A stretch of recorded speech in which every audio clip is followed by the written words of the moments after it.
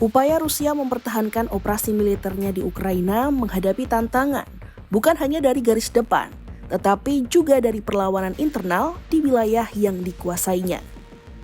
Salah satu kelompok yang menonjol adalah Atesh, gerakan perlawanan yang sebagian besar beranggotakan Tatar Crimea, kelompok etnis minoritas yang memiliki sejarah panjang konflik dengan Moskwa. Pada pertengahan Januari 2026, jalur kereta api yang mengangkut senjata dan perbekalan Rusia ke garis depan di wilayah Bryansk, Rusia Barat, lumpuh akibat pemadaman listrik. Insiden tersebut bukan gangguan biasa, melainkan akibat kebakaran gardu listrik yang diklaim dilakukan oleh kelompok Atesh.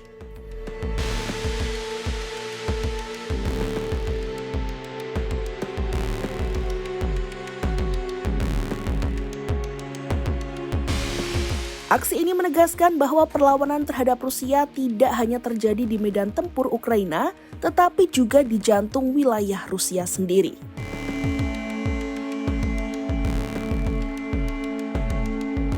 Atesh dalam bahasa Tatar Crimea memiliki arti api. Kelompok ini didirikan pada September 2022, beberapa bulan setelah invasi besar-besaran Rusia ke Ukraina.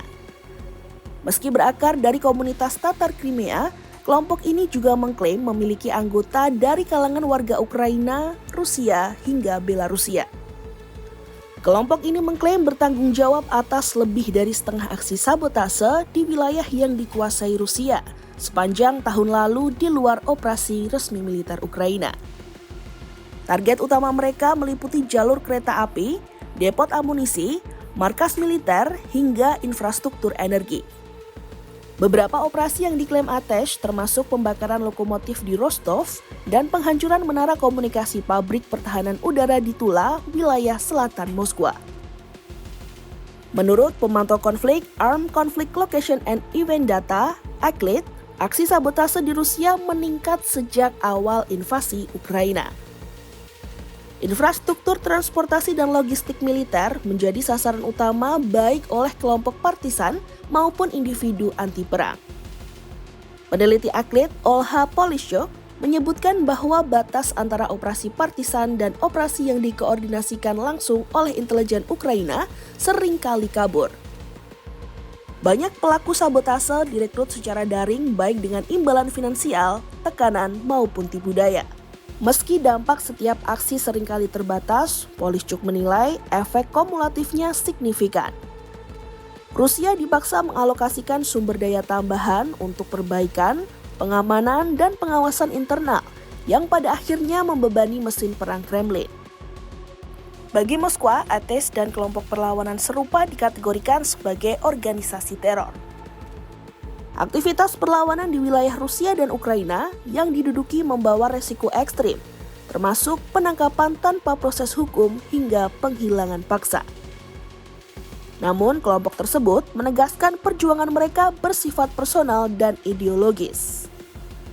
Selain sabotase, Atesh juga melakukan propaganda, pengintaian, serta mengklaim telah membantu intelijen Ukraina dalam sejumlah serangan besar, termasuk yang memaksa Rusia memindahkan armada Laut Hitam.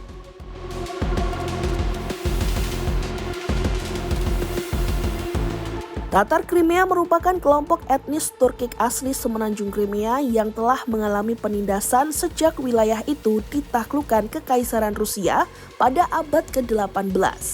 Tragedi terbesar terjadi pada 1944. Ketika pemimpin Soviet Joseph Stalin memerintahkan deportasi massal Tatar Crimea ke Asia Tengah. Sekitar sepertiga dari mereka dilaporkan meninggal dalam perjalanan. Ukraina mengakui deportasi tersebut sebagai genosida. Namun, ketegangan kembali meningkat setelah Rusia menganeksasi Crimea pada 2014. Sejak itu, lembaga perwakilan Tatar Crimea dinyatakan ilegal. Aktivis menghilang dan puluhan ribu warga Tatar meninggalkan tanah kelahiran mereka. Dalam konteks sejarah panjang penindasan inilah, perlawanan kelompok seperti Atesh muncul sebagai bentuk perang dari dalam yang terus mengusik stabilitas Rusia di tengah konflik berkepanjangan dengan Ukraina.